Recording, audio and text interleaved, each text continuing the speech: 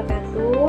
Jadi di video kali ini aku akan menjelaskan apa sih itu menasah dan nasuh dan seberapa penting kita mengetahui tentang nasah dan nasuh. Jadi buat teman-teman yang mau tahu, simak videonya sampai akhir ya.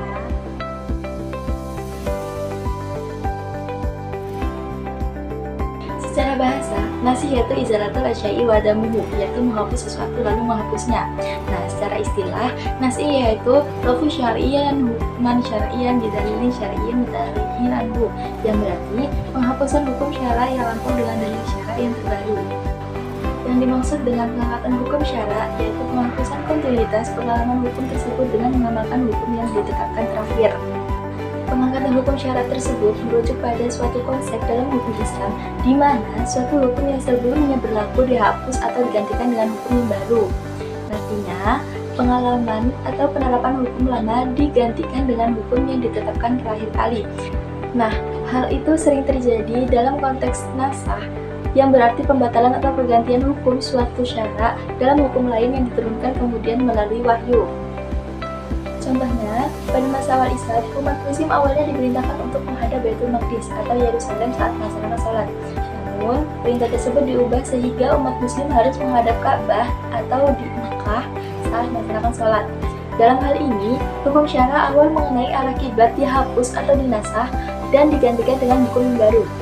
Jadi, maksud dari pengangkatan hukum syara yaitu bahwa praktik atau pelaksanaan hukum yang pertama dihapus dan digantikan dengan hukum yang baru dan terakhir yang diwahyukan.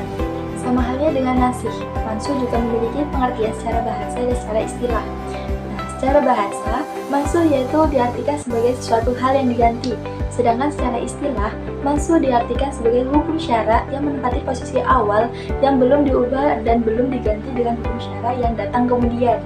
Nah, maksud dari hukum syara yang menempati posisi awal yang belum diubah dan belum digantikan dengan hukum syara yang datang kemudian, yaitu hukum Islam atau syara yang ditetapkan pertama kali dan tetap berlaku, belum ada pembatalan atau pergantian di hukum yang baru.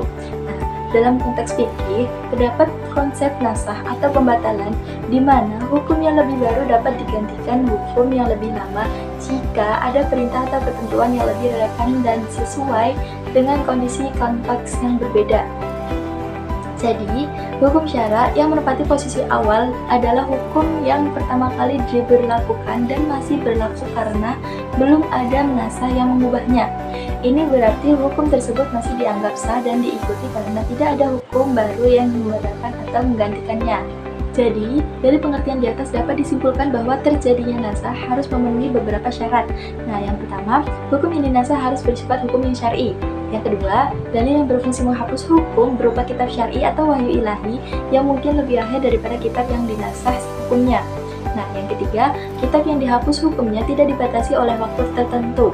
Apabila dibatasi waktu, maka hukum tersebut terhapus dengan habis masa waktunya dan tidak dianggap sebagai nasah. Pembagian nasah dalam Al-Quran itu terbagi menjadi 4 bagian. Yang pertama, nasah Al-Quran dengan Al-Quran. Yang kedua, nasah Al-Quran dengan Sunnah. Yang ketiga, nasah Sunnah dengan Al-Quran. Yang keempat, nasah Sunnah dengan As-Sunnah. Yang pertama yaitu nasah Al-Quran dengan Al-Quran. Nah, para ulama telah mengakui adanya nasah Al-Quran dengan Al-Quran dan itu pun telah terjadi menurut mereka. Nah, yang kedua yaitu nasah Al-Quran dengan As-Sunnah. Maksudnya, bahwa suatu hukum tersebut mulanya ada dalam dalil Al-Quran, kemudian digantikan atau dinasahkan dengan dalil As-Sunnah. Nah, nasah ini dibagi menjadi 2 bagian, yaitu nasah Al-Quran dengan hadis ahad dan nasah Al-Quran dengan hadis mutawatirah.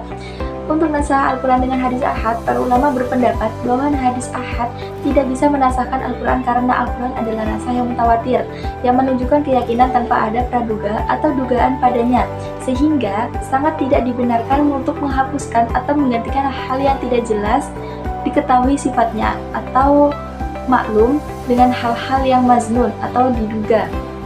Nah, untuk yang nasah Al-Quran dengan sunnah mutawatirah, itu ada 3 pemimpin atau imam mazhab, yaitu Imam Malik, Abu Hanafi, dan Imam Ahmad berpendapat sama, yaitu memberikan hukum mubah pada nasah ini dengan asumsi bahwa kedua dalil tersebut adalah wahyu.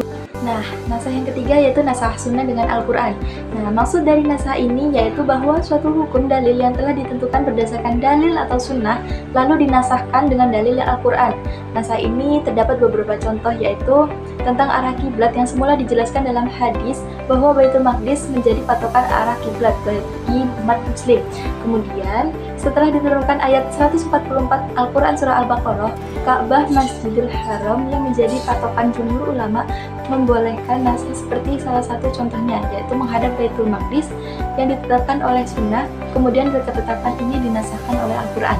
Nasah yang keempat yaitu nasah sunnah dengan as-sunnah. Maksudnya bahwa suatu hukum syara yang mulanya berdasarkan dalil as-sunnah lalu dinasahkan atau dihapuskan oleh dalil syara dari as-sunnah.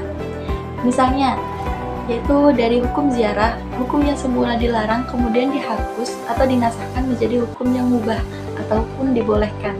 Ada beberapa bentuk nasih wal mansuh, yaitu yang pertama, menghilangkan hukum atau ketentuan dari teksnya secara bersamaan. Ayat-ayat pada bagian tersebut boleh dilafalkan dan dilaksanakan kembali.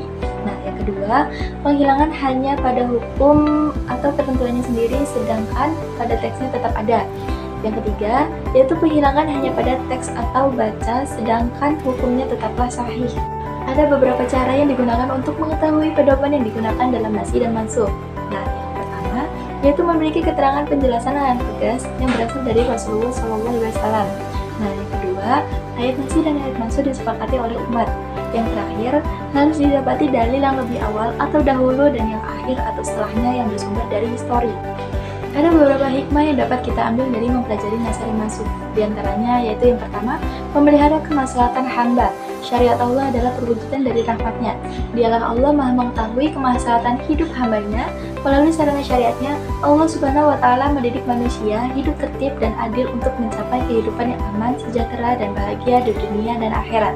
Yang kedua, yaitu menguji kualitas keimanan umat dengan memberikan beberapa perumpamaan kemudian meniadakannya. Nah, yang terakhir, yaitu memberikan kebaikan dan kemudahan kepada umat.